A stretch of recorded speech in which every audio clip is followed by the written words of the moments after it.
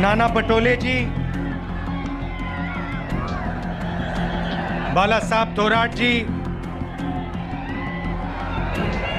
सुशील कुमार शिंदे जी,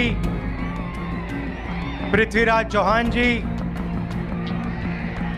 नरसैया आदम जी, प्रकाश यलगुलवार जी, महेश कोटे जी, उत्तम प्रकाश जी, सिद्धराम मैत्रे जी,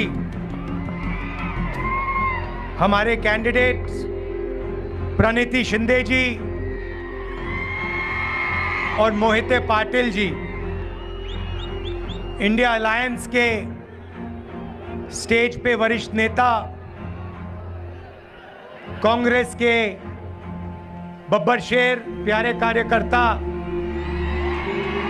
India alliance के कार्यकर्ता, भाइयों और बहनों, आप सबका यहाँ बहुत बहुत स्वागत। थोड़ा मेरा प्रोग्राम लेट चल रहा है, आपको कष्ट हुआ थोड़ा, इसके लिए मैं शुरुआत में ही माफी मांगता हूं आपसे। मगर आज मैं आपको मजे की बात बताने आया हूं।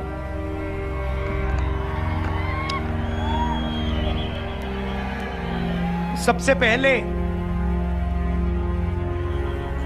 यह साधारण चुनाव नहीं है, क्योंकि इस चुनाव में पहली बार, आजादी के बाद पहली बार एक ऐसी पार्टी है जो संविधान को खत्म करना चाहती है। उनका लक्ष्य सिर्फ चुनाव जीतने का नहीं है, उनका लक्ष्य हिंदुस्तान के कॉन्स्टिट्यूशन को, हमारे संविधान को खत्म करने का है। और हमारा लक्ष्य, कांग्रेस पार्टी का लक्ष्य, इंडिया अलायंस का लक्ष्य संविधान को बचाने का है और लोकतंत्र को बचाने का है। भाइयों और बहनों, इस देश में जो भी गरीबों को मिला है, जो भी प्रगति हुई है,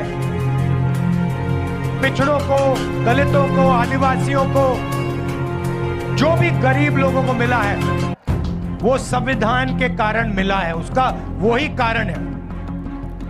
अगर ये लोग संविधान को खत्म कर देंगे तो हिंदुस्तान में गरीबों के लिए, किसानों के लिए, मजदूरों के लिए कुछ नहीं बचेगा। तो सबसे पहले आपसे यह कहना चाहता हूं कि पहली बार ऐसा चुनाव हो रहा है कि बीजेपी ने साफ सबके सामने कहा है, उनके एमपीओ ने साफ कहा है कि अगर हम चुनाव जीते तो हम हिंदुस्तान के संविधान को बदल देंगे। और मैं आपसे कह रहा हूं, उनसे कह रहा हूं, ऐसी कोई शक्ति नहीं है दुनिया में जो हिंदुस्तान के संविधान को बदल सके। अब देखिए, पिछले 10 साल नरेंद्र मोदी ने 22 लोगों को, सिर्फ 22-25 लोगों को लाखों करोड़ रुपए दिए हैं। 16 लाख करोड़ रुपए नरेंद्र मोदी जी ने हिंदुस्तान के सबसे अमीर 25 लोगों को दिए हैं कर्जा माफ करके। 16 लाख करोड़ रुपए कितने होते हैं मैं आपको बता देता हूं। जितना पैसा मनरेगा को 24 साल चलाने के लिए लगता है, या जैसे हमने कर्जा माफ किया था किसानों का यूपीए ने, तो अगर आप वैसे अगर 24 बार कर्जा माफ करो किसानों का, उतना पैसा नरेंद्र मोदी ने 22-25 लोगों को दिया है। आप सोच ही नहीं सकते, 24 साल का मनरेगा का पैसा 22 लोगों को।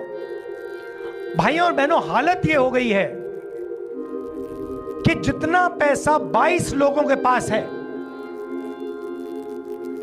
उतना ही पैसा 70 करोड़ हिंदुस्तानियों के पास है। एक तरफ नरेंद्र मोदी के 22 मित्र और दूसरे तरफ 70 करोड़ हिंदुस्तानी, दोनों के पास एक ही जितना धन है। दूसरा आंकड़ा देता हूं, हिंदुस्तान के 1% लोगों के पास, 1% लोगों के पास हिंदुस्तान का 40% धन है। यह हालत है, इसीलिए इतनी बेरोजगारी फैल रही है। उन्होंने नोटबंदी की, आपसे कहा काला धन मिटा दूंगा, और पूरा का पूरा फायदा उन्हीं 22-25 लोगों का हुआ। उसके बाद जीएसटी, गलत जीएसटी लागू की, 5 अलग अलग टैक्स, किसानों पर टैक्स लगा दिया। पता नहीं आपको मालूम या नहीं, जितनी जीएसटी आप देते हो उतनी ही जीएसटी अदानी देता है। आप जानते हो इस बात को? नहीं जानते? आप सिर हिला रहे हो। वो आपने जो शर्ट खरीदी, वो कितने की खरीदी आपने? 200। अगर अदानी वही शर्ट खरीदता तो जितनी जीएसटी आपने अपने जेब से दी उतनी ही जीएसटी वो देता। आपकी आमदनी हजारों में है, उसकी आमदनी हजारों करोड़ों में है, और जितनी जीएसटी आप देते हो उतनी जीएसटी वो देता है।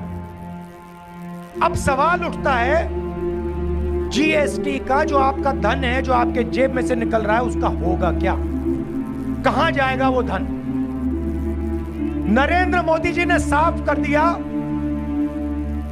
कि उनके 10 सालों में वो पूरा का पूरा पैसा 20-25 लोगों के हाथ में उन्होंने दे दिया।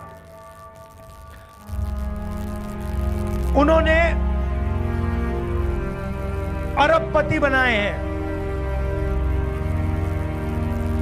30-40 उन्होंने अरबपति बनाए हैं। अब मैं आपको बताता हूं कांग्रेस क्या करने जा रही है। उन्होंने 20-25 अरबपति बनाए, हम करोड़ों लाखपति बनाने जा रहे हैं। अब आप कहोगे कैसे? मैं आपको यह बताने आया हूं कि कांग्रेस पार्टी, इंडिया गठबंधन चुनाव के बाद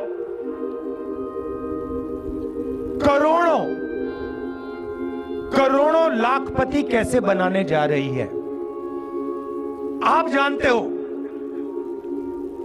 कि हिंदुस्तान में महिला भविष्य की देखभाल करती है। यहां पुरुष बैठे हैं, महिलाएं भी बैठी हैं, देखिए ताली बजा रही हैं। अब देखिए 21वीं सदी में